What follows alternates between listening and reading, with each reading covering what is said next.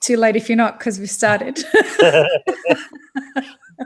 Oliver Brown, welcome to the podcast. Thank you very much, Lee. It's awesome to be here. Yeah, I am very excited to be having this conversation because I'm not sure if I shared this with you, but in my recent trip to Australia, me being delayed as long as I was delayed in coming back, I remember when they turned me away at the airport for some stupid visa rubbish that ended up getting resolved 8 days later.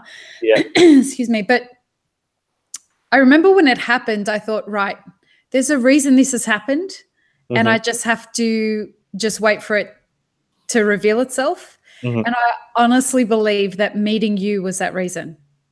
Thank you very much. So I am really stoked to be having this conversation. We met for the first time about a week after I was not let on the aeroplane. And you were doing a panel at Paramount. Yep. And we had an interesting encounter where I was kind of losing my shit out of frustration over what was being discussed on the panel, which is not unusual. But then we caught up and had a conversation for about 3 hours the next day with the lovely Magda. Yeah. And we just we kind of got an insight into the fact that we're both exploring the same kind of things, and you had a lot of answers to things that I didn't have. Well, I had the questions to, and I had some answers to some things you had some questions to. And this is the result, coming on the podcast and us having a public conversation, because I really believe a lot of the things that we were talking about are things that people would want to know some of the answers to things about. And more specifically, so we should lay it out. You work for Condesa. Yeah. And you're based in Australia. Yeah. For 5 more minutes in Sydney. Yeah, exactly. And, hey, you know, going from Sydney to Adelaide can't be too shit at all. Like they're two very beautiful cities. They are, yeah, for sure. And so you are the quality control manager for Condesa. What does that mean? Yeah, so basically, quality comes down to me. I'm overseeing everything that comes through our doors. I'm doing a fair amount of buying myself, but it is basically, it's about us raising the quality profile for our company here in Australia. And our company, as I said, is Condesa, and I'm sort of primarily in the specialty space, sort of driving specialty coffee, but I also have oversight on all the commercial and commodity coffee as well. You know, Arabica and Robusta, so see all the good and the bad and the ugly. And yeah, when it comes to quality, I make the final calls. So yeah, it's a pretty responsible job. So tell me what Condesa does. Yeah, so essentially and quite simply, Condesa are the sales team for e-comm in Australia. Condesa are therefore using the e-comm network to supply roasters in Australia in its most simple form. That includes, as I said, you know, commercial and specialty coffee. And I think 3 years ago when I joined, I was asked to come on to the team to really push and make connections in the specialty world, because at that time Condesa literally only had sort of 2 traders, and they were both very commercial minded. So they wanted someone with just a bit more specialty experience, who could talk the language, who could engage with the specialty roasters in, you know, on their own level, who understood, you know, because I myself used to work for a specialty roaster. I used to be the green buyer for Union Hand Roasted in the UK. So they wanted me to come on the team and sort of, you know, push and promote coffee quality in Oz for them. So yeah, so that's sort of where it came from. And you know, as we've progressed it now, I'm not the only quality guy here. I've got 3 Q graders in the team. I'm not the only one doing all the travel as well. You know, team members, Harry's just come back from a huge Central American 5-week marathon. Shout out to Harry, the fucking legend. Oh, did he tell you he and I used to work on a machine together? Yeah, he did. Yeah, he did. Yeah, we had a lot of fun. Yeah, absolutely. He's only got good things to say. So, that's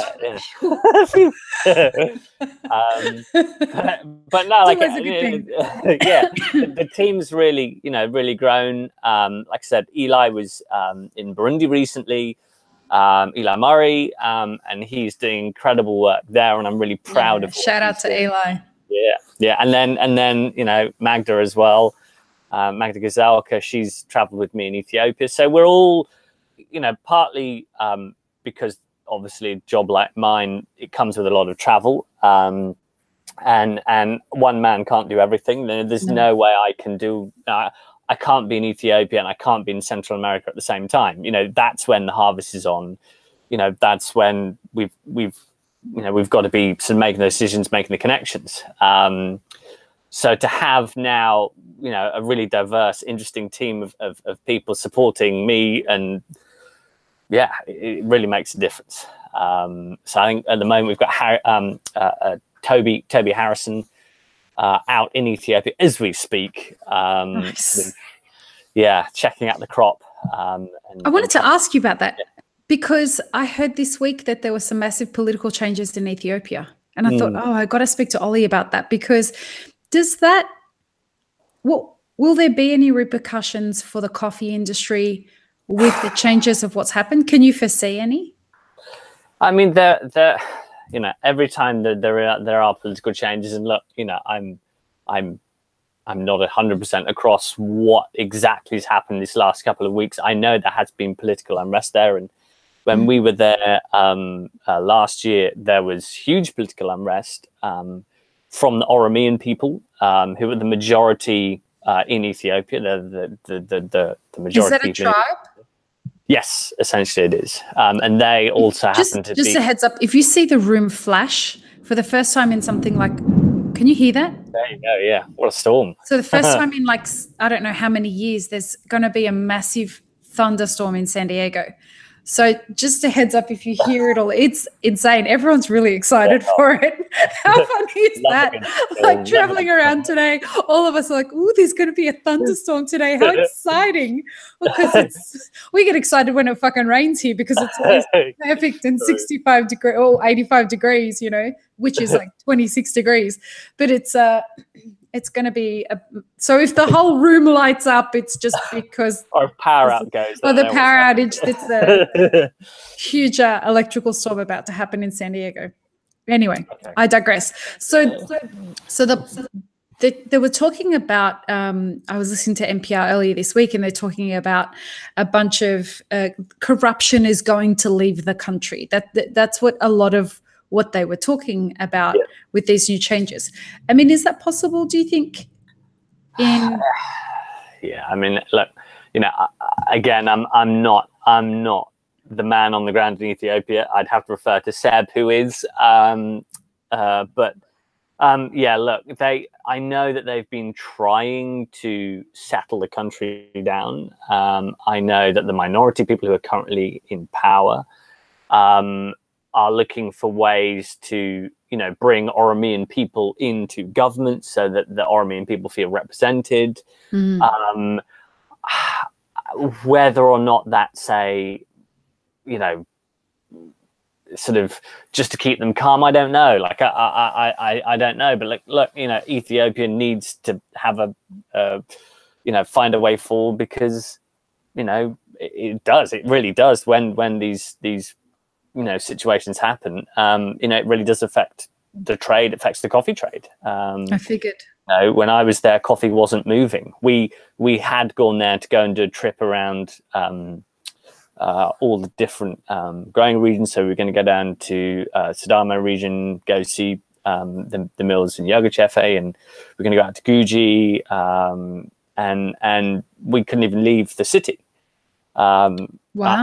You know, it was completely ringed, and you know, it was on lockdown. So yes, it does have a massive ramification, and then they couldn't bring the coffee from the wet mills and from the storage centers within Ethiopia. They couldn't bring that into New Horizon, which is where most of the coffee is stored.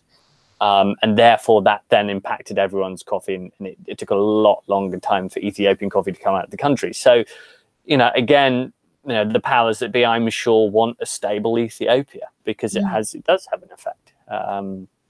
But yeah, Toby's there at the moment, and at the moment all is good. I think everyone in coffee has descended on Ethiopia. I noticed on Instagram, everyone's sort of, look at me buying on some Ethiopian bags, and look at me Ethiopian coffee. So yes, coffee people are so predictable, aren't we? Well, you know, we are led by the harvest. So yes, that's you know, a given to a certain extent. But yeah, we are pretty predictable. Everyone wants to be first there, buying up all the most delicious coffees. Yeah, absolutely. Does it end up becoming one of those things whereby when political unrest like this is happening, you've got to start thinking about how this could affect things like the sea market, things like supply, things like, you know, your forecasting for the next 12 to 24 months? Yeah, absolutely. I mean, you know, the sea market's all about supply and demand. So yeah, anytime there looks like there is going to be a shortage in a country, that will affect, you know, the supply and demand. So, you know, we, as I said, we've got an office there run by an amazing German guy called Sebastian Greff. And, you know, he's, and I'm sure all other trade houses that have operations there, they're looking at what the market's doing. They're looking at what the political situation is doing. They're looking at what the weather's doing. And then that drives the prices and their purchasing structure, you know, from what that would, you know, they'd start making projections in October, November of what the market was going to do, and start their buying strategy around that. And you know, they would be speaking to us or to their other big customers and start, you know, devising a way forward for the year to come. So yeah, you know, absolutely political instability, you know, again in Brazil with the elections there. That shit's crazy. Yeah, I mean, and that had a huge effect on the real, the Brazilian real, which meant that affected the price of coffee. You know, and so, you know, every single move has, whether it be political, you know, weather is the same thing. Every time there's, you know, bad weather on the horizon or frost predicted, that can change the way in which coffee is bought and sold. And that's on the sea market, right? Yeah. Yes, absolutely. And anywhere where you've got, you know, when you think there's like 150 million bags this year to be sold. That's crazy. It's an insane amount, and you just can't, like, the sea market is a mechanism of the need to buy that coffee. Like you can't do a direct trade for every single bag. No way. So, you know, when coffee of that scale is being sold, that's in 1 year. You have to have a mechanism to support that. I was chatting with the team today about, like, how do you best describe the benefits of something like this? It is, for example, in Ethiopia, it's a good example, New Horizon Mill, which is one of the biggest mills I've ever seen in my coffee tours around the globe, and it's vast. It's got to be 2 or 3 airline hangars long. Wow. And it is absolutely, at this time of the year, they've got what's known as a long position. So they've bought lots and lots and lots and lots of Ethiopian. So we're talking 100,000 bags of Ethiopian coffee. And that's just sat in a warehouse, and they've bought a position, and they're going to be selling that for the next year or a couple of years. But the main point is, all those farmers who they bought it from, they've been paid. And I think okay. that is a really good example of why the commodity market has to work, because it means that at that time the farmer can get money for his product. You know, he can survive and keep going. And you know, I think sometimes the C market is seen as a very negative thing. And it's not always the case, particularly in instances like this. You know, it allows the coffee to flow. It allows people to get paid and you know, get by. And otherwise, you know, yeah, the world would be a very different place. So for anyone who's listening who hasn't, I guess, understood what the C market is before, the C market is essentially the market on which coffee is traded. That's correct, yes. Yeah. That's the most simple way of saying it, right? Yes, absolutely. And it is a futures market, is that correct? Yes, that's correct, yeah. Okay. Yeah. And it's been quite demonized over the last number of years, right? Yeah, now, for sure. My conversations with you were very enlightening because I started for the first time in a long time to see some of the positive benefits of the C market, which was really helpful. Thank you. You're welcome, and thank you, because it started to give me a more balanced idea of what some of the positives are, but also what some of the big holes in this supply chain problem that we seem to be having are. And, you know, I've always known that this is a far more complex situation than simply, oh, let's just buy all the coffee direct. It's not possible. Yeah. And this is why I really love my job, all of the different parts of my job. But the fact that I get to have conversations with this, like people like you, it just means that I get to get a more in-depth understanding of what's going on. And so we spoke about things like what some of the positives are of the C market. So let's explore some of those, because we've talked a lot about how on this podcast, how, you know, the C market crashed and coffee farmers didn't get paid enough. And so they're pulling up their coffee trees, et cetera, et cetera. And that's a shit thing to happen. And we definitely do not want that to happen. But from what I'm understanding is that this is cyclic. And when it comes around, everyone knows it's never going to be the last time that it's going to happen. Yeah. And that when we do have a crash, there's always an uptick. And that's how history has always happened. And we just don't know how high it's going to go. And then the cycle will bottom out again. Is that right? Yeah. I mean, look, again, I you know, my own part, you know, I would like to say I was a pro at the C market, but I'm not. And we, in fact, our traders in the team could probably give you a better answer than I can. But essentially, yes, the C market is cyclical. You know, at the moment, the C price is very low. What I think it was 106 today, which is near its historical low. In fact, I think within its life, it's only been this low for 10% of its, you know, of the time since it's been running. So it is very, very low at the moment. But, you know, that's driven by, again, supply and demand, because there are huge crops coming out of Brazil, which is a very big driver of the C market. And, you know, yes, people have got to manage that. The way in which companies like Condesa, e-conn manage that is by selling or buying coffee differentially. So you don't buy the coffee at a flat price, depending on its quality. You buy it at a differential. So that's a certain set cost above the C market. So, for example, you'd never be able to sell a coffee at its lowest because, well, a farmer doesn't want to sell at the lowest. You have to buy. Funny that you have to buy. Right? Yeah, exactly. You have to buy at the highest point. Like the farmer will want the most of his money. So when the market is very, very low, he will protect himself with higher differentials. And when the market's very, very high, he will provide or offer very low differentials.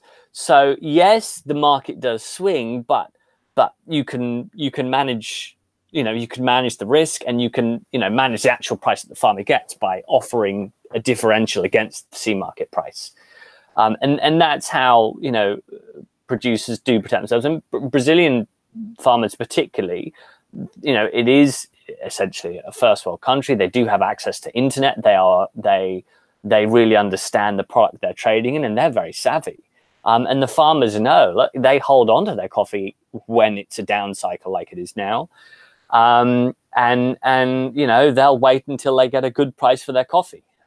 If, for example, where we had the political instability in Brazil, and that was pushing the price of the real up, that meant that even if their differentials or the sea price was lower than ideal, they'd still got a really good price because they're selling in US dollars and they're getting in real. Brazilian real. So, that was great for them. And the US dollar was quite high. So, they were getting good money against that. So, face value, it's sort of people say, oh, well, it's really, the sea market's really, really low. Everyone suffers. That's not necessarily the case. If you jump from Brazil all the way around the globe to Papua New Guinea, what have Papua New Guineans done? The Papua New Guinean differential is very high. So last year, differentials, for example, were plus 50 kind of range, averaged out. This year, perhaps, we 50 what? So plus 50 on top of the 50 cents, yes, US cents. Okay. Yes. Sorry. Again, I'm sorry. I make assumptions that people know what I'm waffling on about. But yes, so last year it might have been that, and then this year, because again the sea market's dropped, now that differential's jumped up to plus 100, plus 120. So no farmer's going to sell their product at the absolute rock bottom. That makes no sense. They will, they will want to get the good price. Otherwise, they're not going to sell it. We can't buy it if we were only offering, very, very low price. So you use this differential, it's all important differential, to buy at a sensible market price that suits everyone. Who determines a differential? Gosh, it's often driven by the export partner. Okay. Or the producer in origin. So he'll say, oh, well, look, I know where my sea market is. I know that therefore in order for me to cover my costs, it needs to be plus whatever. So, there are ways of managing that cyclical style of the sea market. And the other thing that they can do is, they can buy or sell not just this season, but maybe 2 or 3 seasons ahead, again, so that they know that they've got good business coming in for their future. They do know that they can sell their crop next year because they've in fact already sold it. There are multiple things you can do on the sea market. So, for example, most countries would offer a year ahead, but Brazil could offer 3 years ahead. So a Brazilian farmer could sell 3 years into the future, knowing that he had supply, knowing he'd be able to manage supply to support those sales. So it absolutely, again, I think, as you said, the sea market is vilified, but as a bad thing, but it's not always the case. Obviously, it does take someone who's educated to understand what's going on, or that you are working with an entity that helps you understand what's going on, and that's the key. But look, the specialty market is such a tiny percentage of all the coffee sold in this world, and we have to have a commodity market because that's how all this huge volume is sold. Without it, coffee couldn't move. There would be no sustainability. It's not just commodity coffee that's traded on the sea market, though, right? But there's a small amount of specialty coffee that is sold on the sea market. Yeah, absolutely. I mean, a producer could sell his plus 65 coffee differentially. That's, he doesn't have to sell his coffee flat priced. And a flat price coffee, Plus 65 or plus 85? Whatever, you know, like, okay. So, you know, like that, you know, that's my point. Like, he can choose how he sells it. So, you know, let's say a Brazilian, so a Brazilian farmer has a coffee. He knows it's a volume blender, really good. He knows it's maybe picked from 3 or 4 different farms. You know, he knows it's a 64 or a 64 and 84 or to an 86. He can sell that at a differential price. Absolutely. You know, there's nothing stopping him doing that.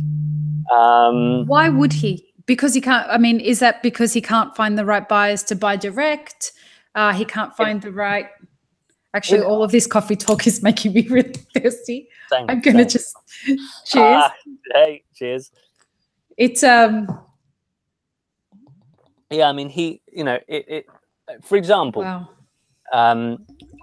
Again, you know, I've got to be careful with what I say, but we have a particular producer that he sells a lot of his single origin, direct, traceable farm coffee to a particular very high-end buyer in the US. Mm-hmm. Now, that high-end buyer only wants a certain screen size. He doesn't want anything that's below a certain screen size. And therefore, this poor producer has this amazing single origin, really beautifully produced coffee that he's just stuck with, because he's sold maybe 2 or 3 containers, 4 or 5 containers of this really nice sort of top-end blend quality, and scoring, you know, let's say 86, 87 for this particular customer. But he can't get rid of the remainder. He needs some way to quickly sell that coffee. It is still amazing quality. It's cupping really well. And he can move that quickly by putting it on the C market, by offering it at a differential price and selling it to other people. You know, in our case, we buy that coffee and we can make it available at a really good price to our customers. So, you know, the C market, you know, allows that flexibility. It's not just about commercial quality. You know, you can still sell really good quality. So, yeah. This may sound like a very silly question, but I don't know a lot about this stuff. So, and I want to learn about it. So how does someone get their coffee on the C market? It's quite simple. You offer it at a differential price to an importer or an exporter. And so they are the ones that put it on the market. Exactly. Yeah. Okay. So a farmer in Brazil, wherever, contacts an importer and says, this is the coffee that I want to sell. Yeah, I mean, you have a differential prices. You have a differential price that you want to sell it at. You know, some producers have their own export license, so they can do it themselves. And yeah, again, it's very much that conversation with the person you're talking to.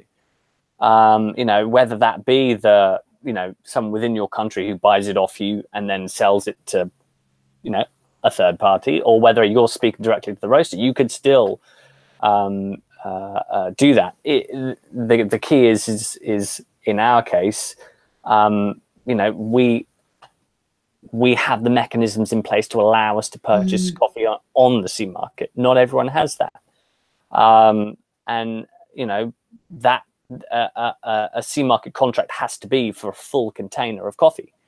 So, you know, again, you have to have the ability to buy volume. So that's the main point. You know, you can't sell a micro lot at a differential price because a commodity contract is for a full container. That's the minimum order.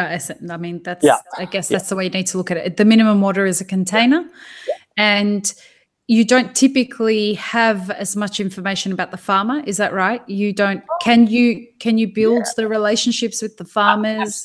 Absolutely. You know, so again, I know that let's say if we use Capricornia, I'm saying Capricornia because I'm looking across and I can see the Capricornia label in front of me. You know, we have a see a bunch of different ones in front of you, given all the beans that are around you right now.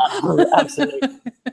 So, like, for example, you know, absolutely, I can buy a fully traceable, full box of coffee from a single estate farm in Brazil right now, if I want to, at a really good market. Off the sea market, and that's done, you know, obviously through my relationship with, you know, in this case, Luis Rodriguez of Capricornia Coffee. So, yeah, you know, it's just because you're buying off the sea market doesn't mean your coffee is no longer transparent.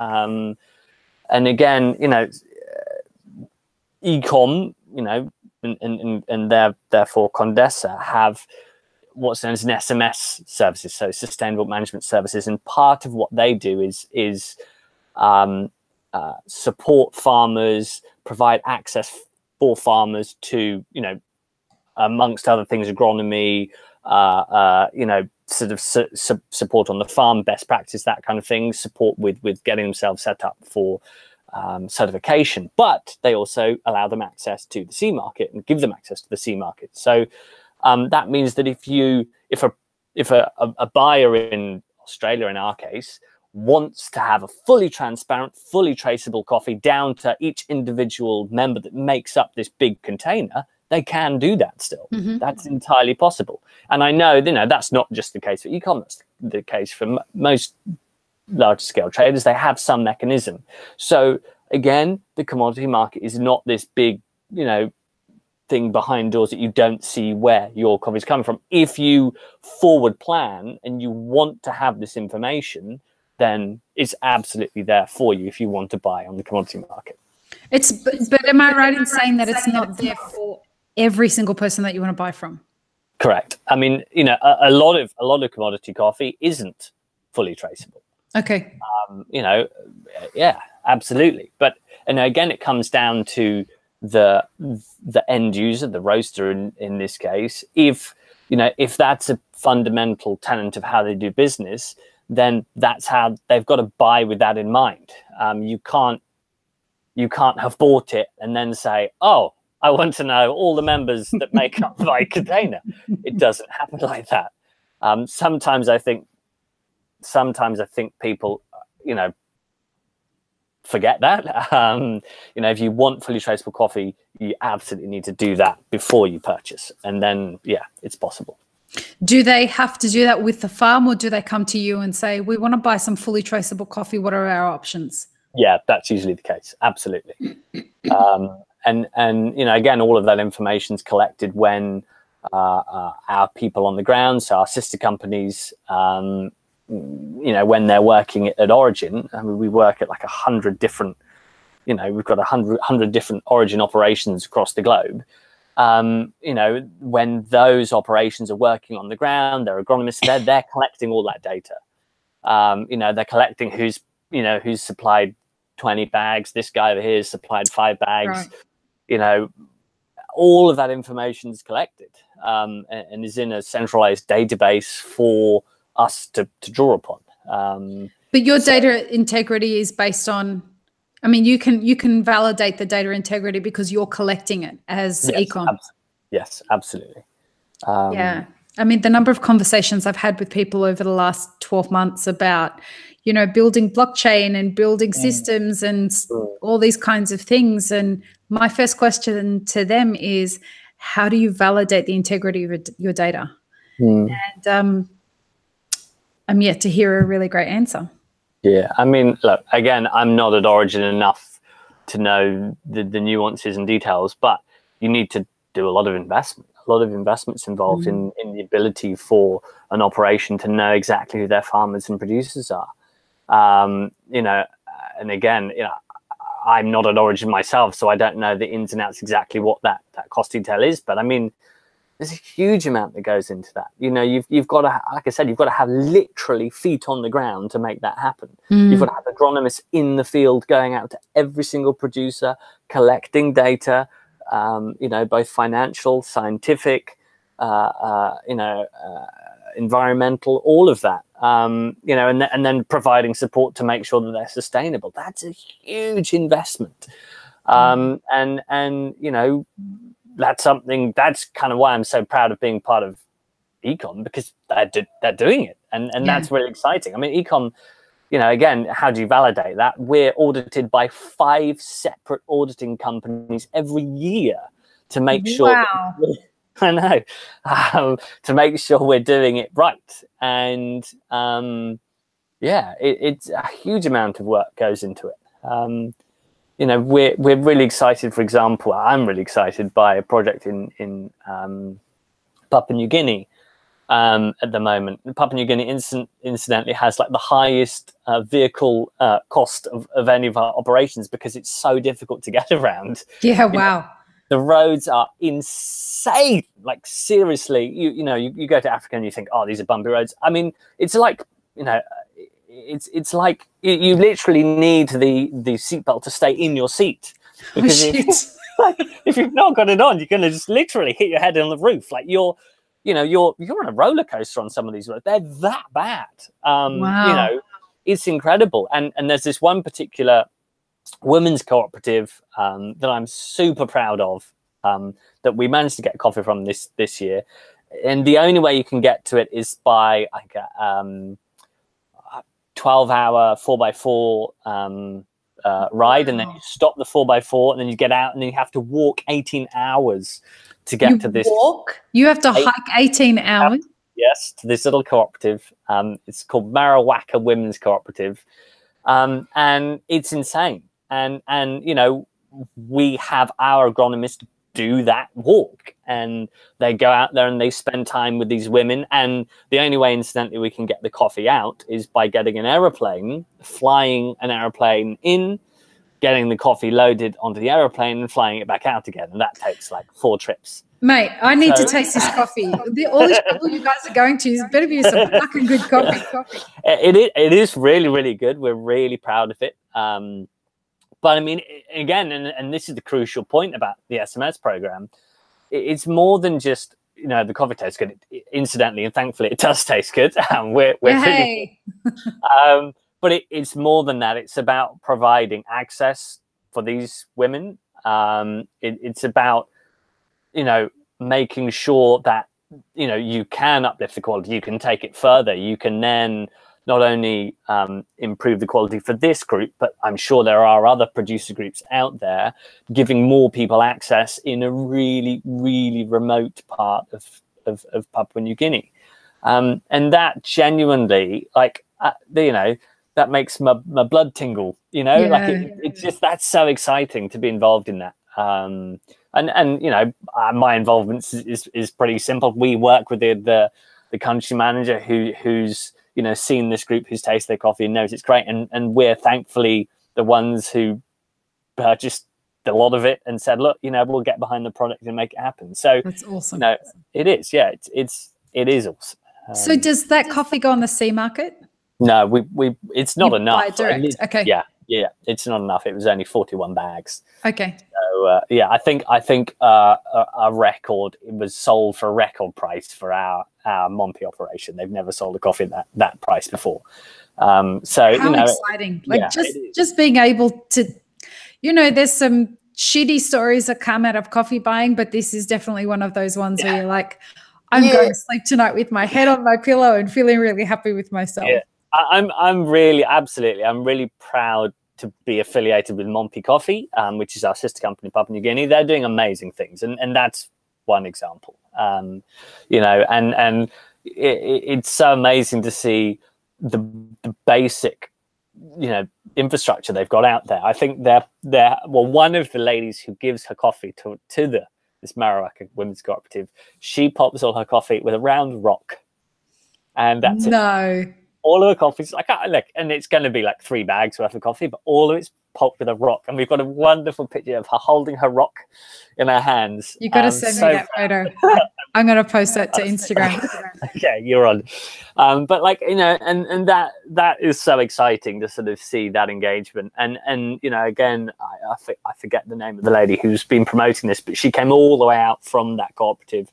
She's really keen on getting women, you know, who at the end of the day do a lot of the work in Papua New Guinea. They run the household very often. They, you know, they do a lot of that manual labor, you know, and getting them recognized and making sure that, you know, they have access to markets they would never normally have, and she's been really pushing that. So that's been really exciting. So yeah, I'll very happily share you all the info on that.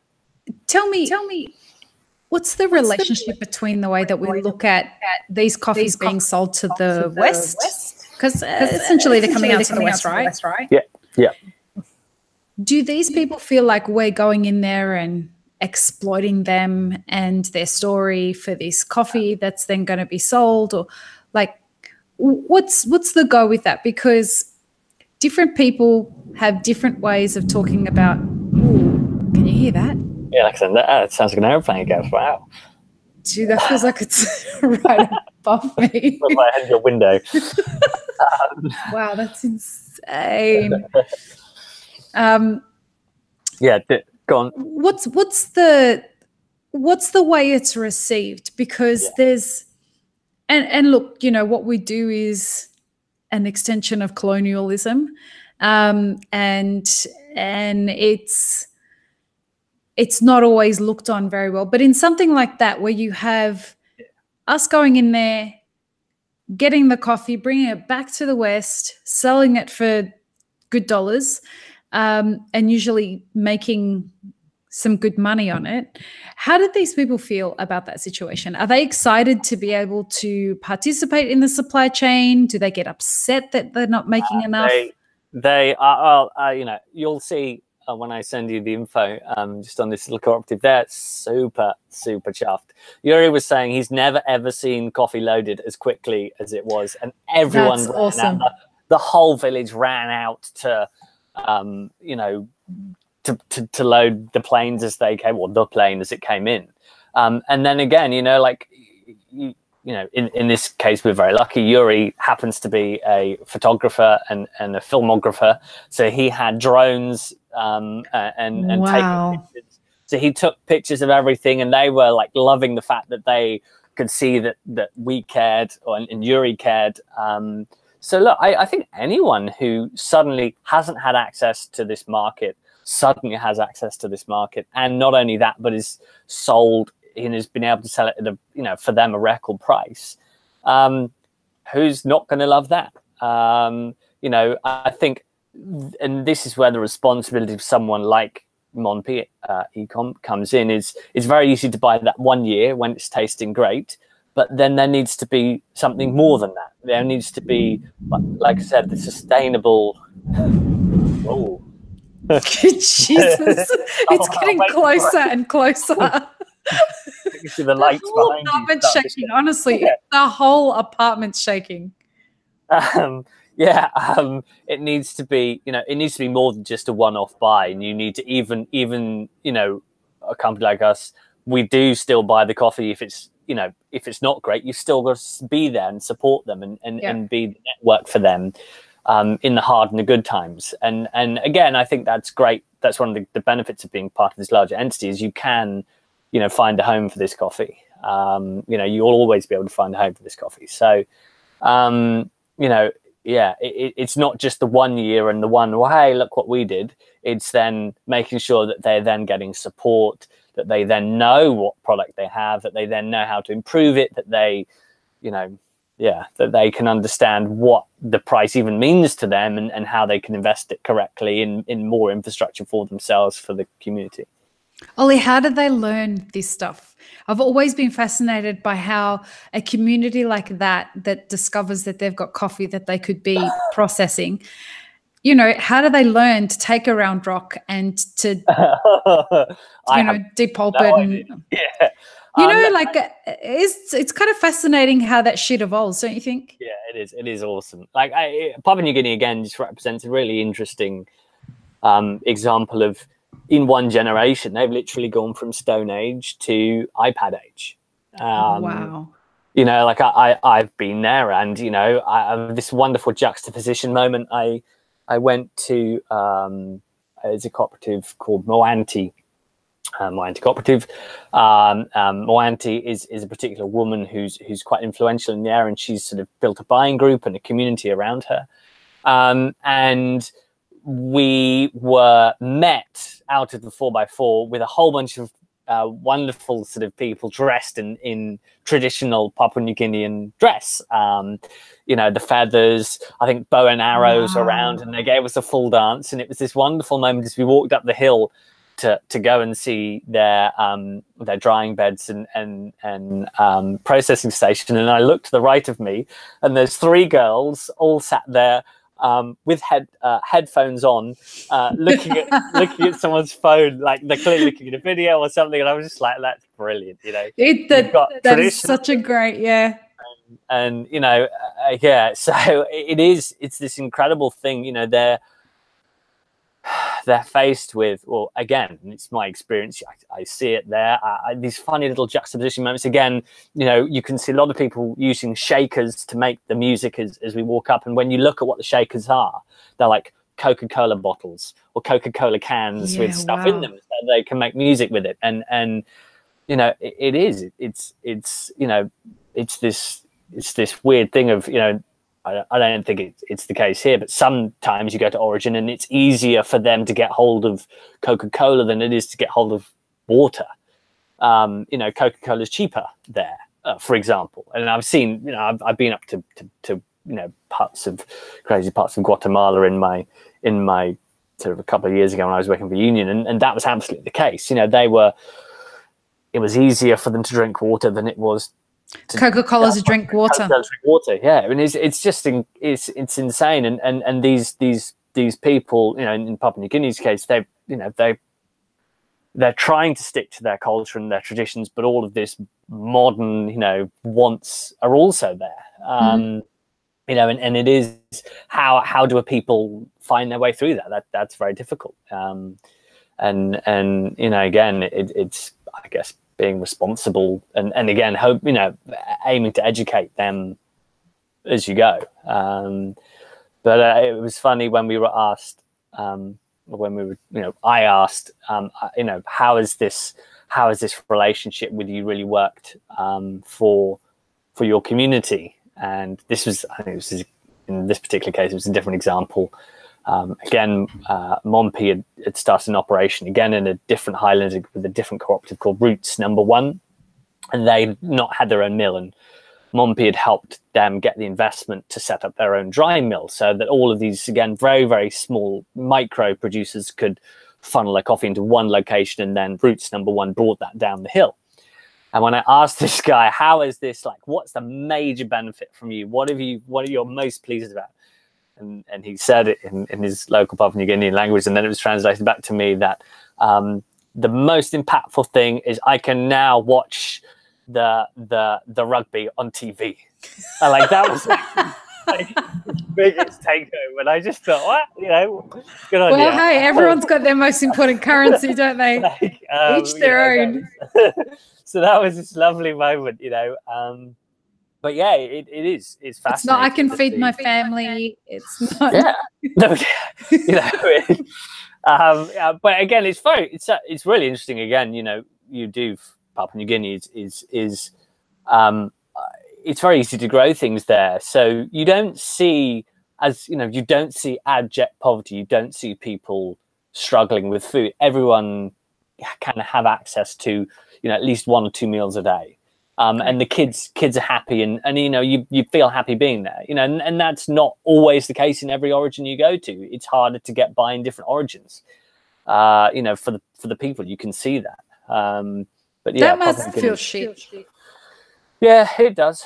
You know, I myself have, for example, Burundi. I've traveled to Burundi once.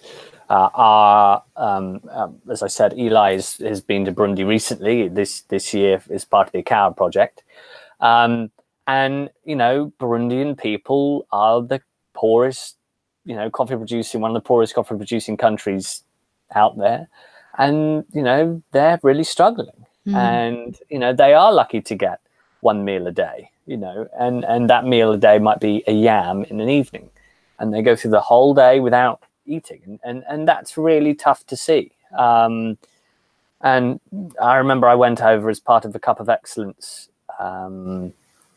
jury a couple of years back, and yeah, you know, I had a water bottle in my hand that I was, blithely drinking. And again, it shows, you do forget how, we as a Western world totally forget the reality of what it is for that and for these people. And I remember these kids fighting over the bottle that I had. They wanted to take it.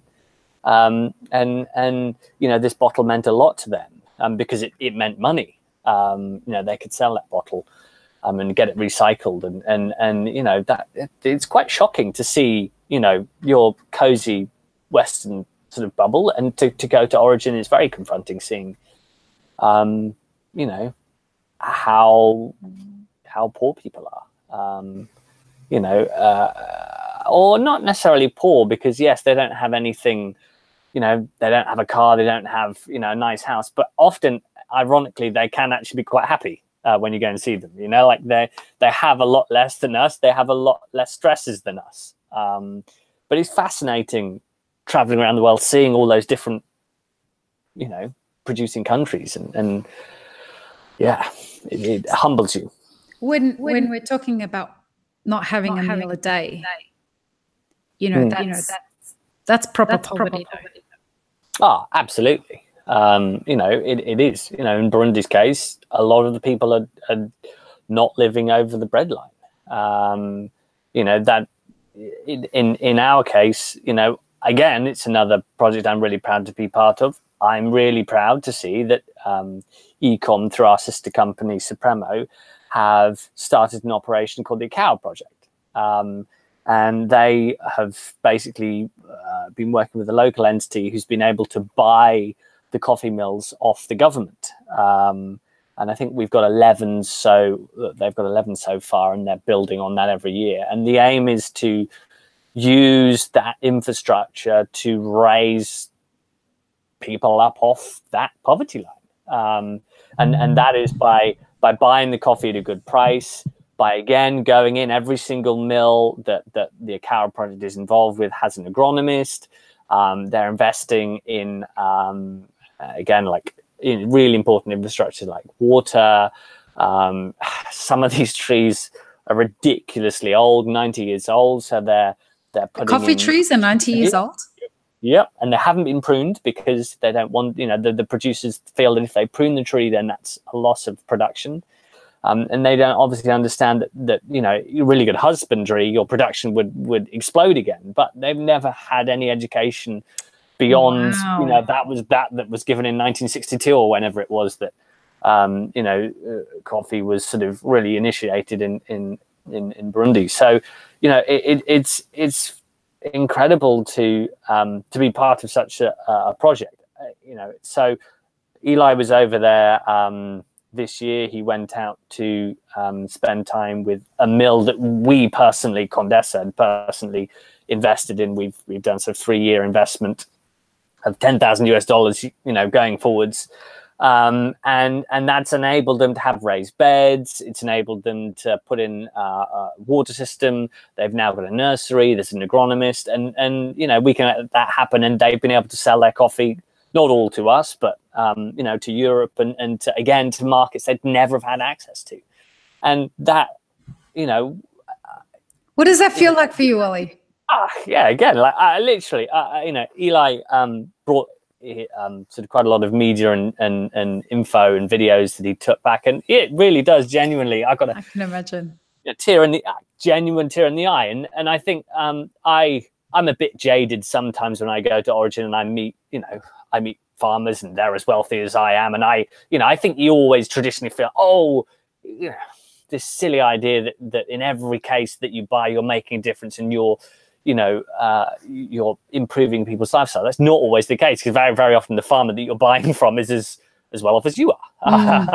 And it's, he's okay. In this particular instance, Burundi, we are absolutely making a difference, and we really are impacting not just one person, but all the community in that area that supply the mill. Honestly, that just, that genuinely brings a tear onto my eye, and I feel so happy to be part. And look, Condesa is only a small part of this project, but I feel so lucky to be involved in that. So thankful that we can make a difference, and we can supply this coffee to our roasters, and some of these have been bought at commercial prices, and we're really chuffed that we're able to buy containers of coffee, because for them they don't really care about selling the small micro lots. They did a couple of tunnel drying experiments for us. They did some honeys and naturals, and that was really good for them, and they sold them at good prices to us. But for them, they want to sell volume, because volume means more yams for dinner. Exactly. So that was just amazing. And I know Eli, I don't think Eli had been in a country that was that confronting before, and he got a huge amount out of that. It was very struck by the poverty when he landed. I remember him explaining to me as he got off the plane to go to the hotel, he was shocked. Life is hard there, and then for him to then understand the scope of the project, to see how many people it was supporting, was just really rewarding for him. And then for us to see that coffee arrive and to taste the tea and to see that going out to our roasters again, it's awesome.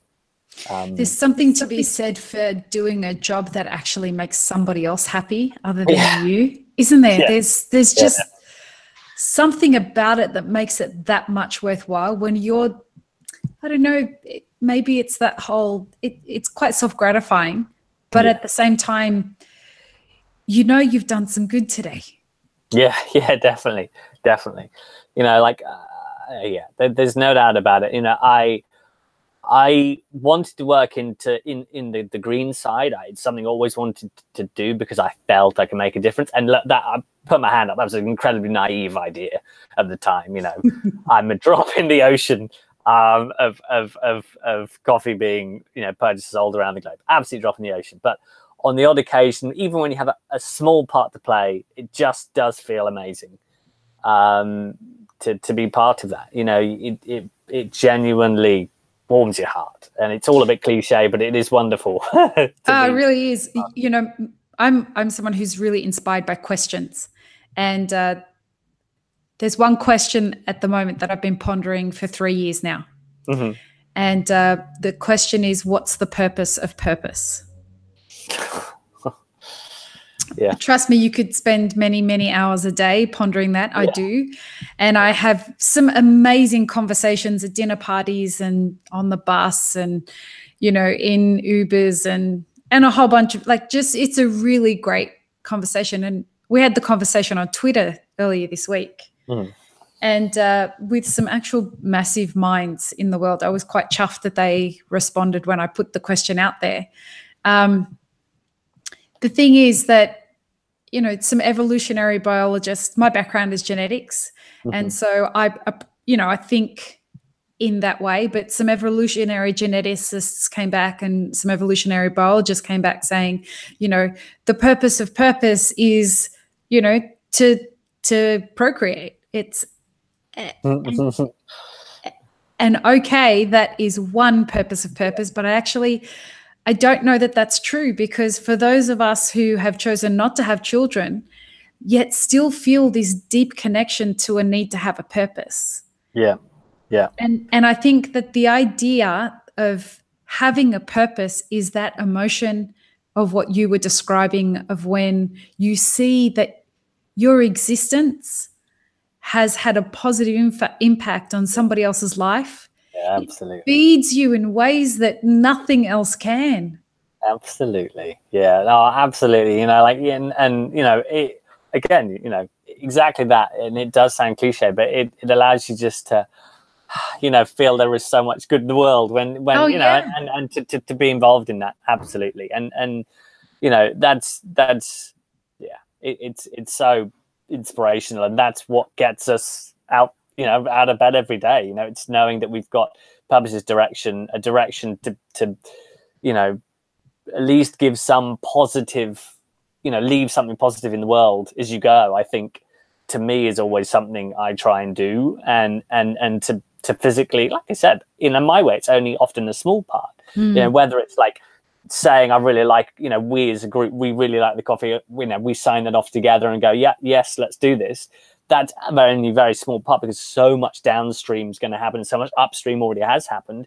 But for my part, that's an awesome feeling, you know, and particularly where it comes to a case of you know, Burundi and the Akara project, it just, it makes you tingle, you know. So yeah, absolutely. You know, you get a whole bunch of like social justice warriors out there that keep talking about things like, well, look at them and their white privilege and their colonialism, and thinking that they're the only ones that can do all this great good for these people who, like, it's not about that. It's about empowering people to feel great about themselves, because they're starting a business. They're empowered to actually produce something, sell it, and feed their families. By the way, that's what we're all doing. Yeah, exactly. And no I think, different. You know, exactly. And I think, you know, cycling back around to sea market, that you know, that is what the sea market's all about, because it allows people who wouldn't be able to have any access, some form of access. It allows them to sell their blinking product. You know, because at the end of the day, that's what everyone's trying to do. They're trying to get by. They're trying to survive. You know, they're trying to make ends meet as best they can. And at its most base level, that's what it does. But you know, at the most awesome point, it's you know, these instances where you're really making a difference, and that just is phenomenal. Well, it triggers a microeconomy, doesn't it? Like all of a sudden, there's this little village where there's these women that are 18 hours walk after a 12-hour drive that have all of a sudden started a new revenue stream. Like absolutely. If you just use our terms and put it in what they're doing, it's the same fucking thing that we're all trying to do. Exactly. It's so, you know. It's when I got out of my little bubble in Australia, you know, 10 years ago, I ventured out of a safe life. And I don't know why, but I didn't know life was really tough. I know that sounds like a really naive statement, but like I left and moved to LA and really was on my own for a lot of it, and started to realize how hard life is. And I just thought, oh, no, I'm doing it wrong. And it's the last couple of years that since I've been exploring that question, what's the purpose of purpose, that I've started to hear so many people talk about life is really hard. And it's not just really hard for people that are living in poor countries. It's really hard for people living in this country that I'm living in, that I am explaining as a really rich third world country at the moment, because I live in one of the most beautiful cities in America, and we have a ridiculously high homeless population here. Yeah, absolutely. Like that's no different than the poverty. Look, it is different, but it's not different. It's hard for a lot of people around the globe right now for a variety of different fucking reasons. There's no doubt about it. And you know, like why is your unhappiness or your difficulty any different to, you know, somebody else's unhappiness and difficulty? You know, like and you know, again, yes, you have lots of things, but then you might be missing something else, or you know, something might be making you very, you know, depressed or whatever. Absolutely, you know, and you know, that boundary crosses origin and you know, wealth line for sure. You must see a lot of diversity in the different ways that people experience happiness and sadness in what you do. Is that must be a really great, I call it food, but it must be really great food for your psyche and for your thought processing and all that kind of stuff. Yeah, definitely. There's no doubt about it. Again, these instances where people are incredibly happy over the simplest things. I mean, look, to be fair, you know, what I do, I'm very lucky with being part of e-conn, because wherever we go, particularly in e-conn, we often have a partner running an operation in each country we go to. So we're always really well looked after. We're, you know, I would go there. There would be someone from, you know, one of our sister companies there to pick us up in the car, to drive us everywhere, to translate for us if we don't speak the lingo. You know, that's language for anyone who's not Australian or UK. I often get people saying, what does this word mean? And what did this person say? Lingo means language. Yeah, quite bad English. No.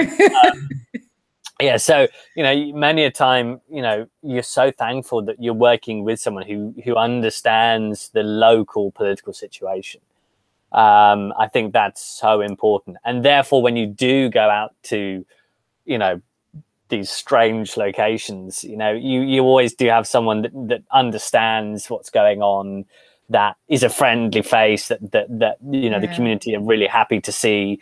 So I do, you know, in a way, I kind of live in a little bit of a bubble. Now, I don't always see, I don't see the other side, because when we go to a community, it's often we're about, you know, we're going to be buying some coffee, or, you know, we're going there to see a mill, and they're really happy to see us because, you know, our involvement has meant investment for them, or, you know, like a really positive outcome, or even just, you know, they're just happy to see us because we're interested in them.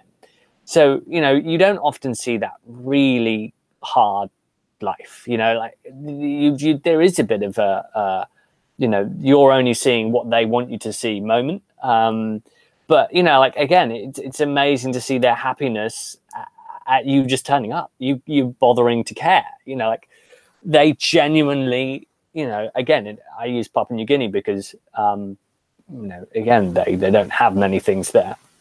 And they're so happy to have you there.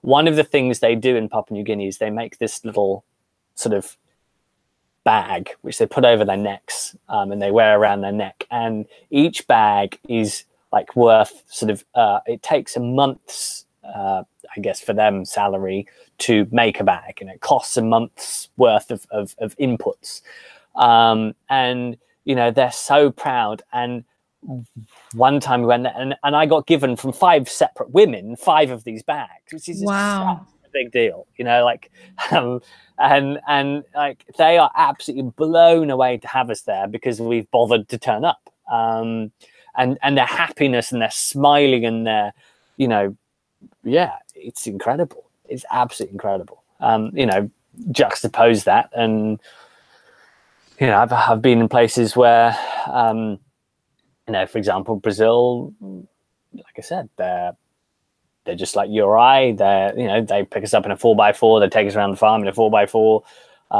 You know, there's a full, you know, $100,000 irrigation system running across the farmers. They're like, you know, so you see that side, totally modern production as well.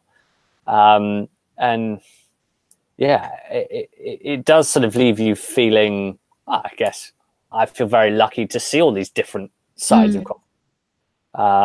You know, again, in Kenya, when we go, we often do a tour of sort of Nyeri region, go and see the washing stations we work with, and everyone, you know, puts on their fine suits, and their, you know, the ladies have the high heels on, the men have the full suit and leather jacket, and it's like, you know, 30 degrees C, absolutely boiling day, but everyone's dressed up because, you know, they're, again, really pleased that you've bothered to come and see them. And you know, for them to make an effort like that is super humbling. And yeah, I don't know, it makes you just, I guess, appreciate everything you've got to see what they're doing to you know, make their life and your life possible. You know, without these people, we wouldn't be where we are. So yeah, it's absolutely inspirational traveling to Origin.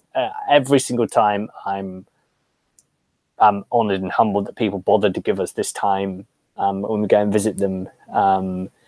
And you know, you never stop learning. You're always seeing new things. You're always learning, and that's just incredible. So tell me what the debate is then, on a very real level, about this idea of we're not paying farmers enough money. Like, what's the core of that? Yeah, I think, look, I think that, you know, again, I don't know what everyone has to say. I haven't been across it entirely. But I know that there is this debate about, you know, farmer, you know, gate prices, farmer prices. And I think that is a really important debate. Knowing what you're buying your coffee at is really important. But for me, it's just one part of the wider question of making coffee possible and making sure that coffee will be happening into the future, and that's sustainability. Let's clarify that for a second, though. When you're saying what you're buying your coffee at, you mean farm gate. You mean what the farmer's getting on that? Or do you mean, what are you meaning by that? Yeah, so look, I think farm gate price has become a byword for your, you know, like, it's all about the farm gate price. People understanding what the farmer is getting. That, you know, that is the fundamental question. That, you know, by knowing what the farm gate price is, you know, a lot of people are putting on their bags at the moment what they bought their coffee at, and as I said, I think that's really important. But it's only part of that bigger discussion of sustainability, and to me, again, it's part of what is specialty coffee. And you know, I know that, you know, lots of people now aren't using the term specialty coffee because they feel it's kind of lost meaning. But I still, for me, specialty coffee is a thing.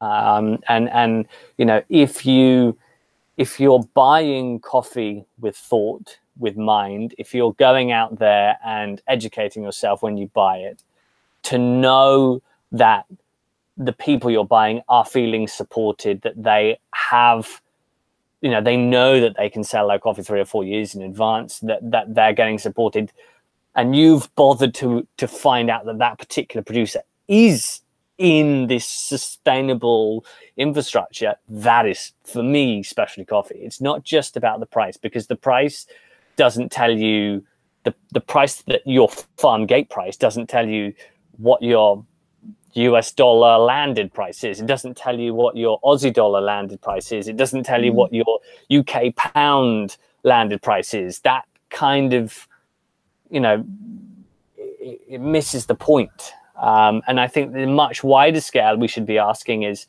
you know, how is the coffee that we're buying purchased? You know, how, through what mechanism? You know, how is this farmer doing, not just right now when I turn up and talk to him, but how is his outlook? You know, is he getting support? What is, you know, I think those conversations are more important, and the only way we can do that is either by working with someone who has a solid year-on-year relationship with him, or ourselves going and making this direct relationship with him. Like, that is what specialty coffee is. It's sustainability of specialty coffee. And I think that to me is really crucial. Farm gate prices are the FOB price, so the freight on board price, the price that you buy the coffee at, is an important point, but it's not, it doesn't tell you the whole picture of the coffee's journey. And I think that's the crucial point. You need to understand the whole holistic picture of how that coffee has got to you, you know, in order to know that it's specialty. And if you decide to roast it really, really dark, then great. If you decide to roast then fuck it you. Yeah, well, you know, look, I'm only joking. If you want to roast your coffee dark, it's, well, look, you know, roast for what your customers want. That's the best way that you can respect the supply chain, is by making sure that you're ensuring your customers are buying. Therefore, you need to buy more. Therefore, they need to grow more. And therefore, the whole supply chain's happy. You know, that's, I was only messing. I know you were, but I really like this point someone made to me recently, that he likes to buy really good specialty coffee and roast it really dark, because his customers like their coffee through milk. And if he just bought, you know, a lower commercial quality coffee and roasted it dark, they wouldn't get access to really good specialty coffee. So he's making a point of buying the best coffee he can, and this particular set of customers love their dark coffee. So he puts his very best coffee, you know, right up the doorway of Second Crack, and off it goes. And that means, because his more traditional buyers are tasting specialty coffee. So, like, I really respect him for doing that. Like, good on you. He incidentally also has a really light roast, so those that prefer their coffee lighter, brighter can, continue to enjoy. But I like, just because, I think there is this sense that if you roast dark, you're not going to buy shitty coffee. Yeah. But it is absolutely not the case. And you look at Japan. The Japanese are buying some of the most expensive, exclusive Cup of Excellence coffees I've seen. Biggest buyers of Best of Panama. Some of the most sought after coffees are going to Japan, and they roast super dark. Like you can't even perceive the florals of the get. Well, I can't. Wow. Anyway. Then you're a Q grader. yeah, exactly. How it's roasted has, doesn't stop it being specialty. How it's sourced is all about whether it's specialty or not, for me. And cup score is important, but cup score is also objective. We see it all the time. For example, because we roast and cup such a broad brushstroke of coffees. Like, I'm cupping sometimes Robusta, and that's wonderful. I love a Robusta table, and sometimes I'm cupping. I can't tell if you're being sarcastic there. No, you must walk out of that high as fuck.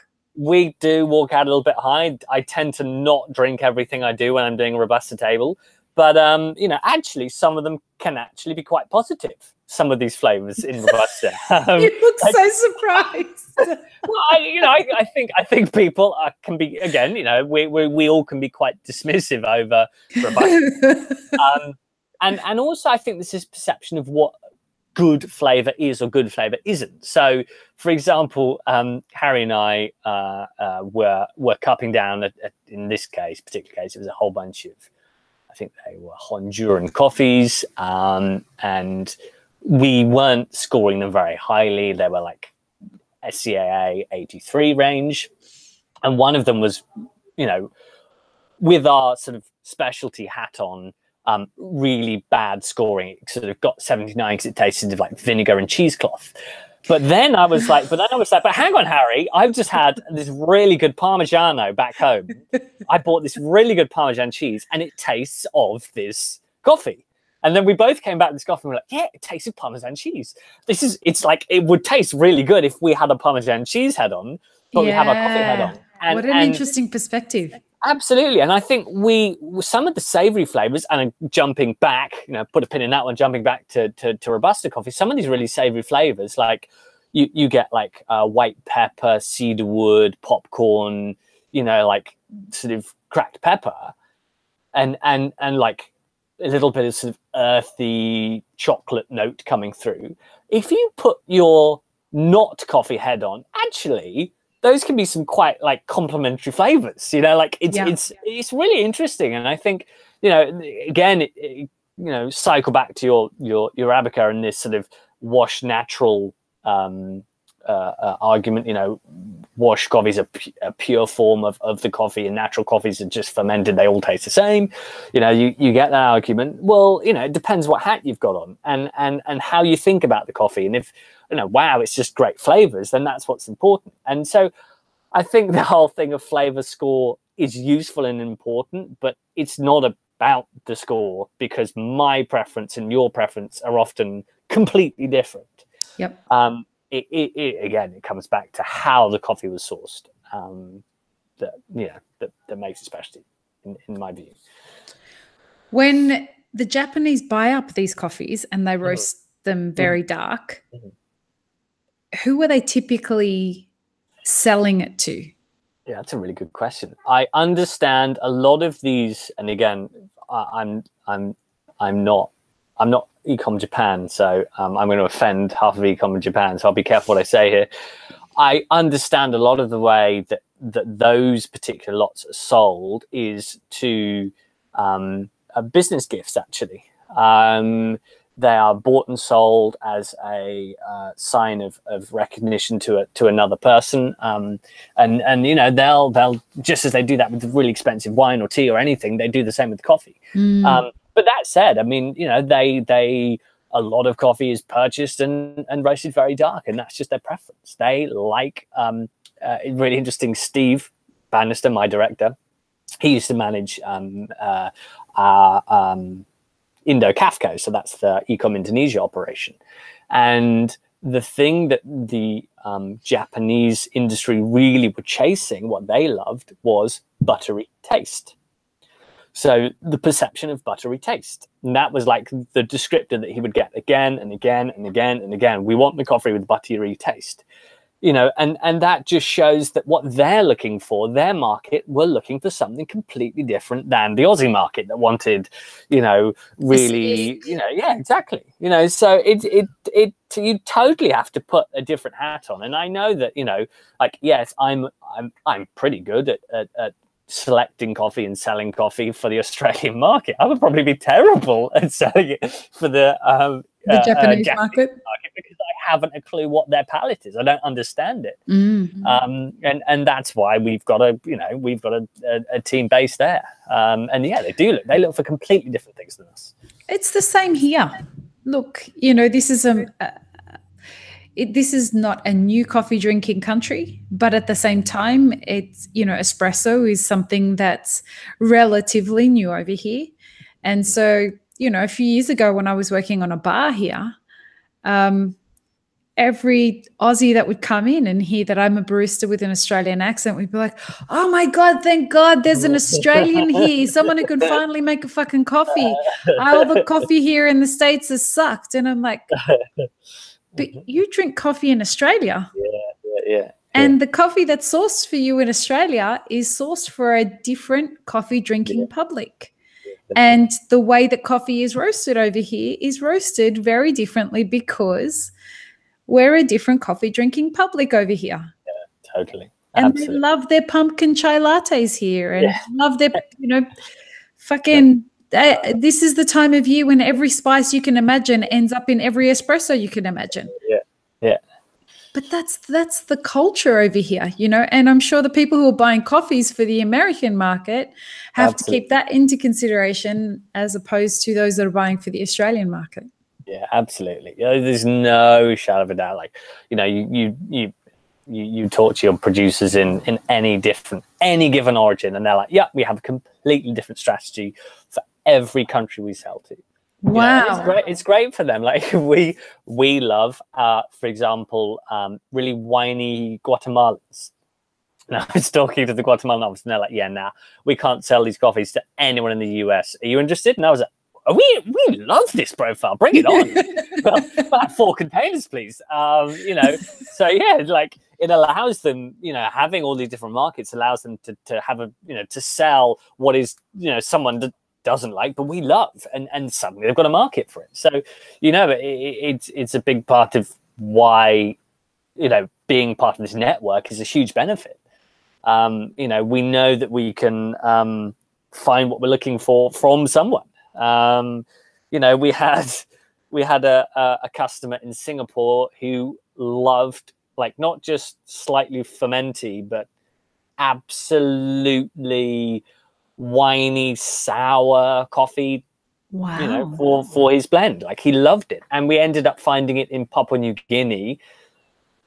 You know, it was a coffee that no one could sell. I think it had been there for 2 years, you know, and it was tasting, well, it was tasting pretty fermented, but over the 2-year time, it had like mellowed, and it's become like quite sort of soft and actually quite interesting. Again, if you put a different hat on, you know, different testing hat on, and yeah, the guy bought, you know, 2 containers of the stuff and wanted more, and we couldn't find any because we didn't have a coffee like that, you know, in any one of our offices. But yeah, absolutely.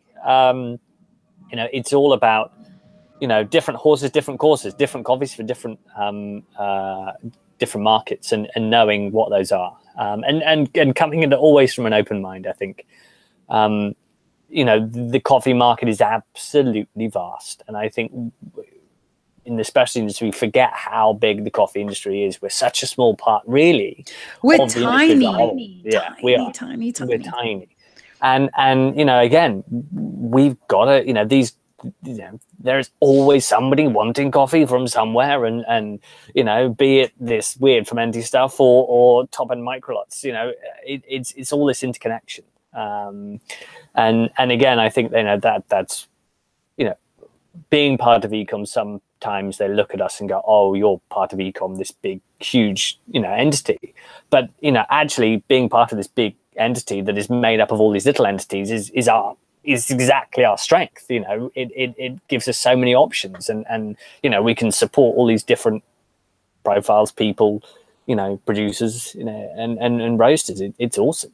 I love being part of this global family. I love hearing people happy in their jobs and the companies they're working for. Yeah, noticed. Well, it's just, you hear so many people hate what they do and hate the companies that they're working for. And then when you meet people that love what they do and they genuinely back the philosophies that the company that they're working for holds, there's a reason. Like, they're the kinds of company you want to go and gravitate towards, companies where the people that work for them are on board with what they're doing. Yeah, they must be doing something right. But yeah, and I love being part of this community. I love the fact that Teddy Esteves, the head of the whole of e-comm, follows me on Instagram and like sends me like likes. That's really cool. Like he bothers to rock up, and you feel absolutely connected to the community, and e-comm. It's really interesting. It's a really interesting entity to work for, because it is, it's an uncentralized company. So that means, each company acts as its own, within country, it acts as its own entity.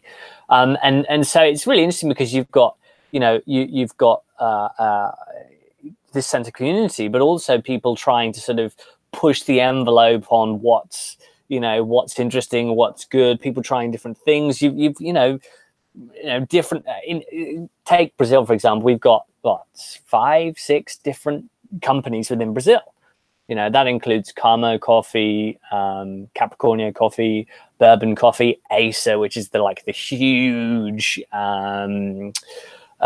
sort of commercial commodity mover of coffee. They do a lot of the New York, 15, 16 ups, that kind of thing. Literally, that's what they shift. And then also you've got like Gima, which is another entity within that group. And all of them are competing against each other, and all of them are pushing each other to sort of do more, try more, innovate. And it's awesome to work with them, because each one of them is trying, for example, at least Camo, Capricornio, and Bourbon are all currently playing with fermentation styles. They're trying to push the envelope. It's the next big thing. It is, and it's absolutely, we're so excited to have all 3 partners just pushing boundaries, and each one of them's doing fermentation in coffee slightly differently, and that's awesome. That's absolutely awesome. Hang on a minute, I've just got a charge your. Yeah, my laptop is telling me that it is not getting battery. You are out of. Hang on.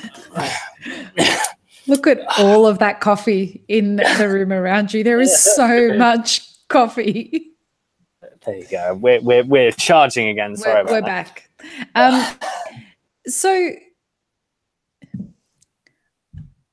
firstly, are we going to run out of coffee? I would say no. I think there is. Go on. Is there a chance that we could? I mean, when you look at things like the number of people that are opting out of coffee because of the C market, and the idea of climate change, all of these things that are contributing to that. They are, there is no doubt about it. Lots of people are moving away from coffee. Because they are not seeing the returns. It's difficult for their family to survive in that industry alone. Whereas perhaps coffee was everything they were doing. They've now diversified. Yes, that is happening. But at the same time, lots of people are moving into coffee. The Chinese are busy producing coffee, here, there, and everywhere. Coffee's popping up in places that it wasn't as well.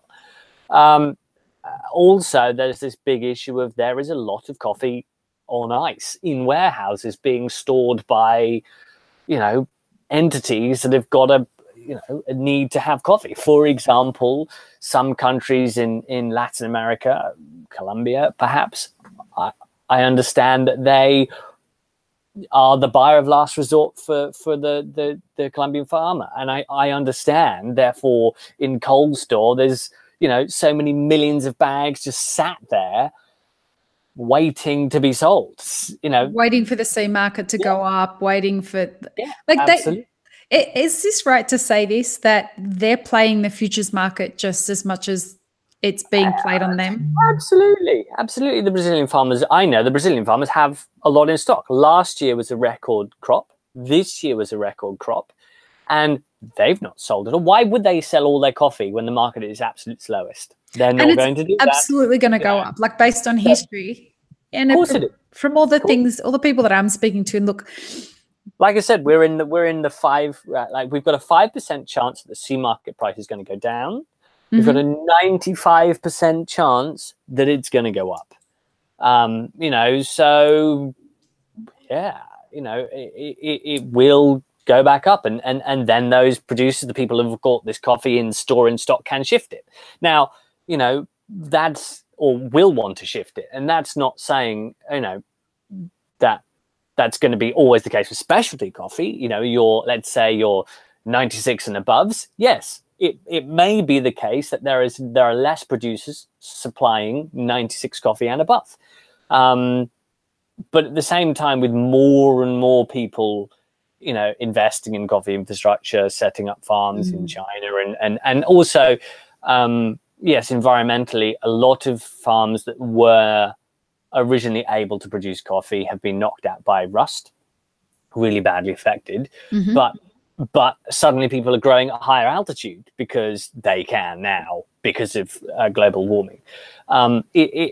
There is shifts in production. That is absolutely the case. But I think to say we're going to run out of coffee is you know, it's all a bit panicky. I think, you know, yes, when the Chinese come to the market, they will consume a lot of coffee. Yes, when the Indian, you know, when India starts to consume coffee, that will be taking up a lot of coffee. But also at the same time, is that on the horizon? I think so. You know, I understand that in India and in the Arab world as well, coffee shops, places to go buy coffee are really good social grounds for women to go to. Like in India, it's a safe place to go as a woman to be seen, and some of the coffee shops have sort of really nice decor, so it feels like you're in your front room, and like they're nice. Really sort of, you know, like they're you know, as you would make sure that your coffee shop, you know, suits the clientele. But that's only coffee there is only being consumed in small amounts. Imagine when that starts to come online in a grander scale, which it will. Same in China, same in... Yeah, exactly. You know, China's... I'm getting emails every week from people who listen to the podcast and are saying, can you tell us, like, these are the numbers that we're experiencing growth. Can you tell us where we can buy more ready to go products? They want instant coffee. They want roasted coffee. They want green coffee. They want cold brew coffee. They want everything. And they're looking outside of China for it because they can't meet the demands in China. Yeah.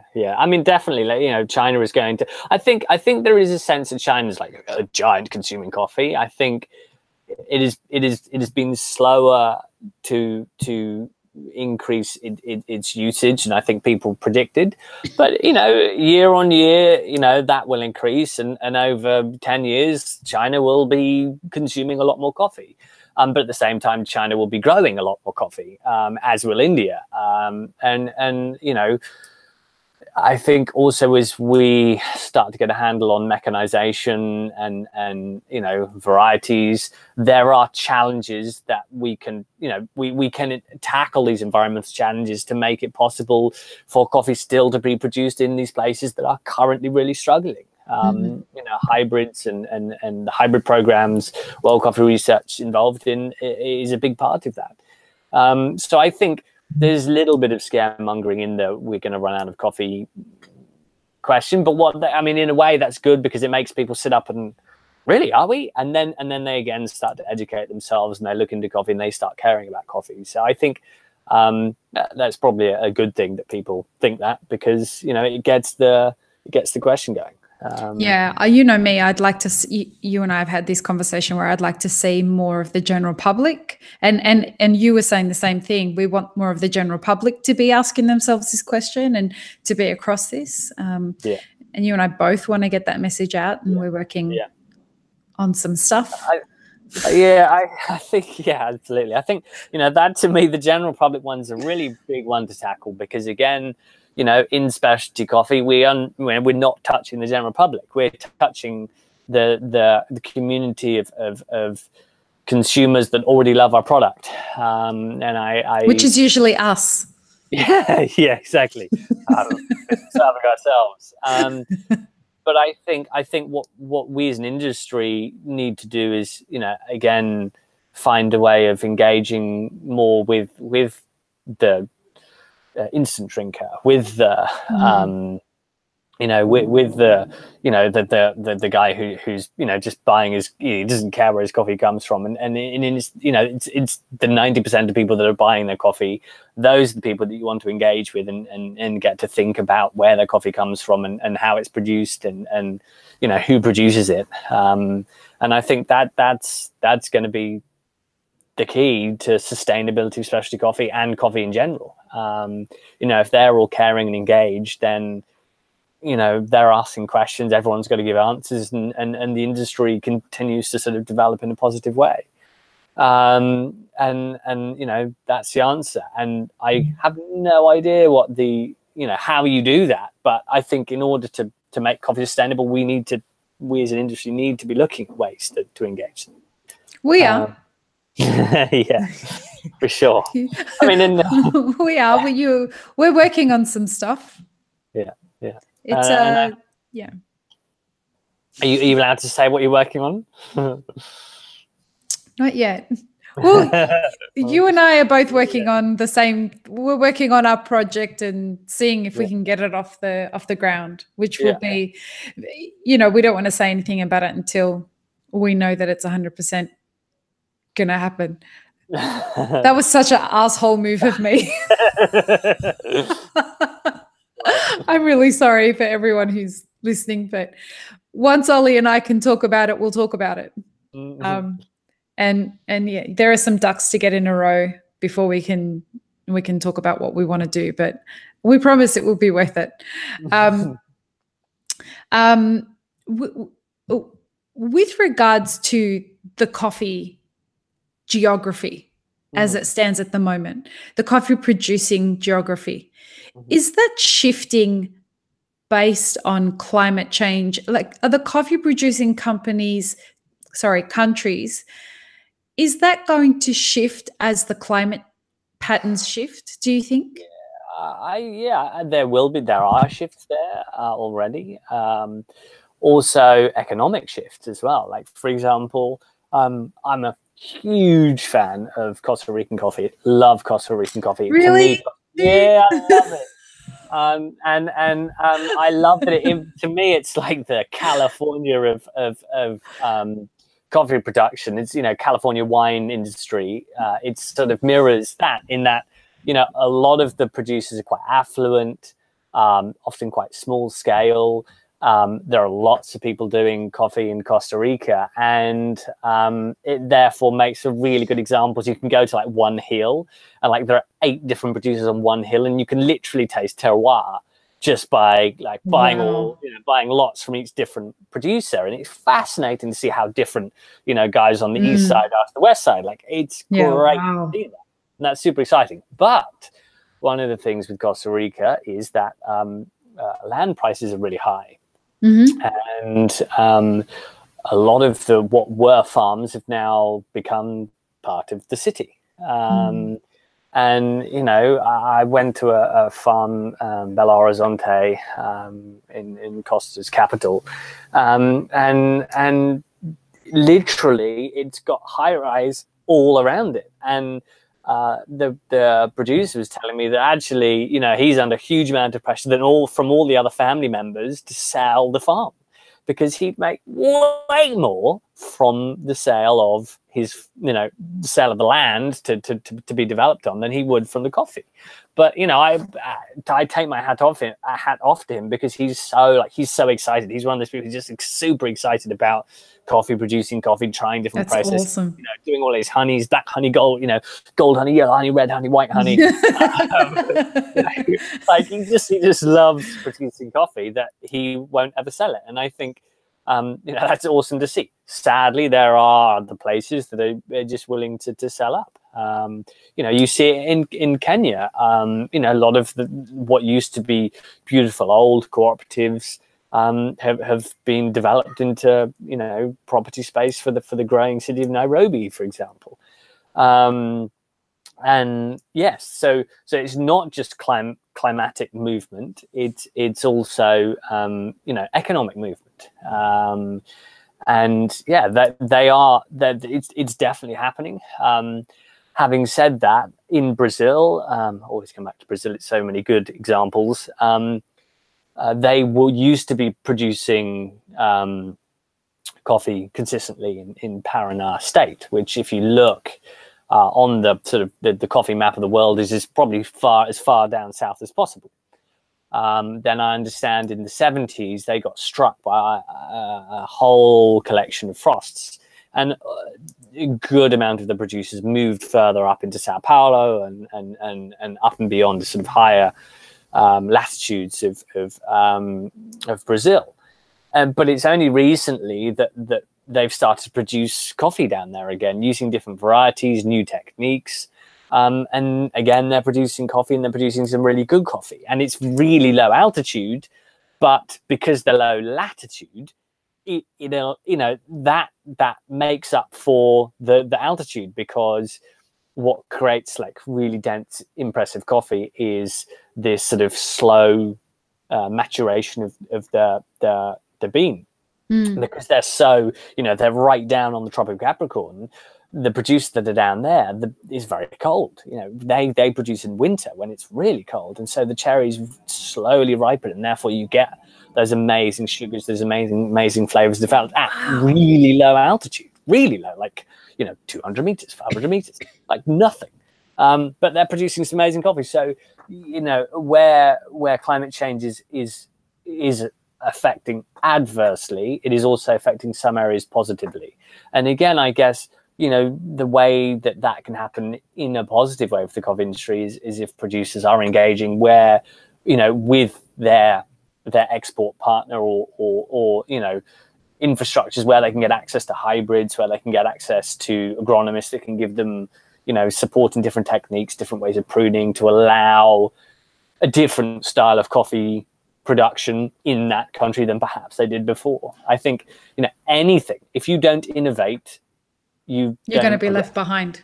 Yeah, you're absolutely left behind. And you know, these guys, you know, in order to continue to develop, you have to innovate.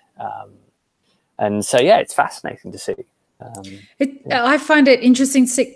Was it you that was telling me that Indonesia is really starting to have some amazing kinds of progress with regards to the coffees that they're farming and exporting out of there?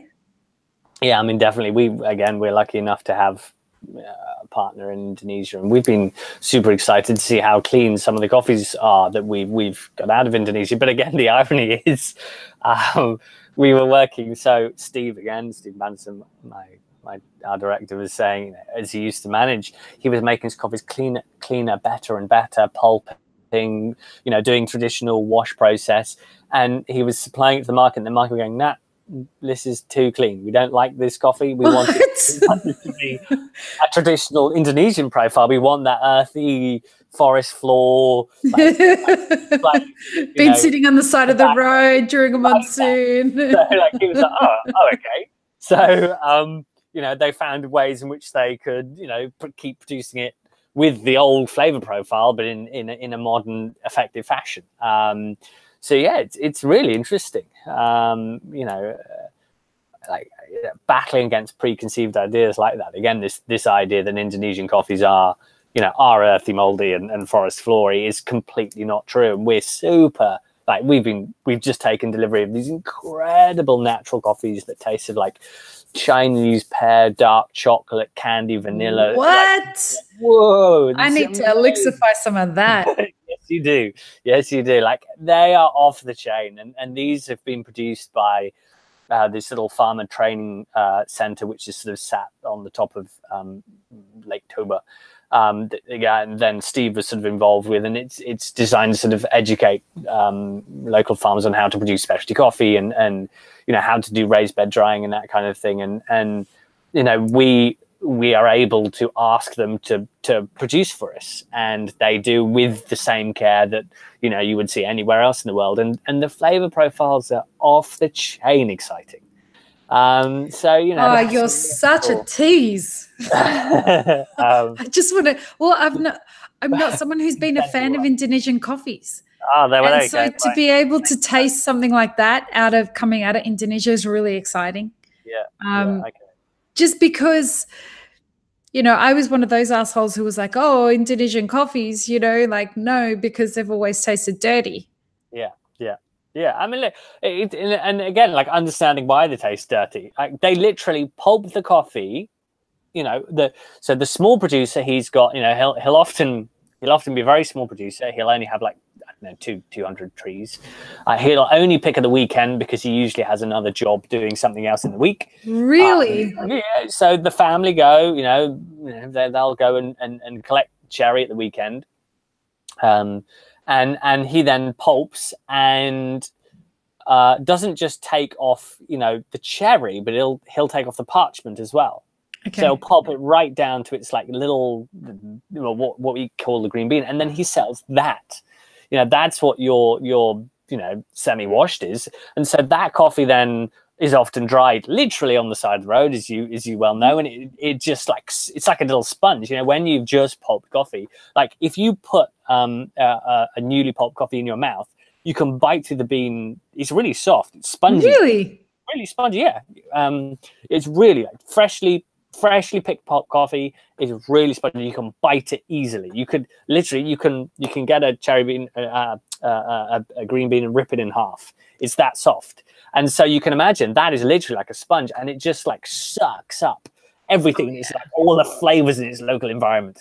All those lipids inside the coffee are interacting with all the flavors that that come in contact with it, and that's the acid rain, the dust in the air, the exhaust fumes. As you drive by, and that's why that's why then, in order to produce that in scale, so you'll often have those little producers selling to often like a collector. So you have a collector who he goes around, and the collector is often connected to a local mill.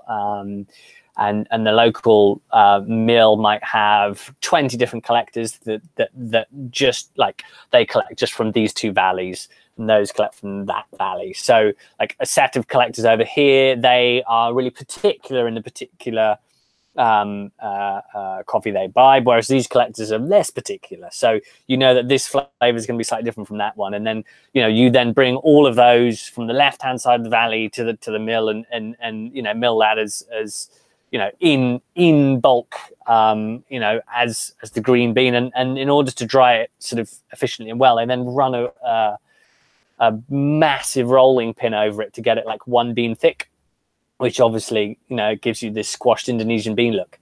So understanding how that comes from, you understand like, so that's the flavor, so that's what causes it. It's fascinating.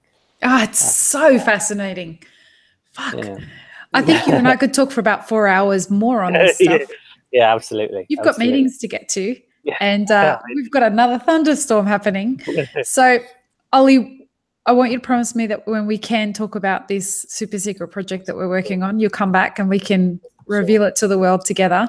Thank you so much for being the human that I was meant to meet on my delayed trip in Australia. It's been a pleasure and honor to be involved. The feeling is super mutual, sir, and thank you for the passion that you're bringing to what you're doing. It's just so fucking exciting watching people do what they love doing. And for someone like, I'm so glad Harry's working with you, because, you know, for Harry to land around someone like you is exactly what passionate people like Harry need. And it's great to see more of it in the industry. We need more of it. So really appreciate it. Thanks for your time. Really, really good to talk coffee. Likewise. Share my enthusiasm. Yeah. It's we'll do it again soon, and hopefully we'll be able to talk about our project soon. Let's hope. Really appreciate it. Fingers crossed. Enjoy your storm. Yeah, thanks, mate. I'll talk to you soon. Bye, Ollie. Have a great day. You too.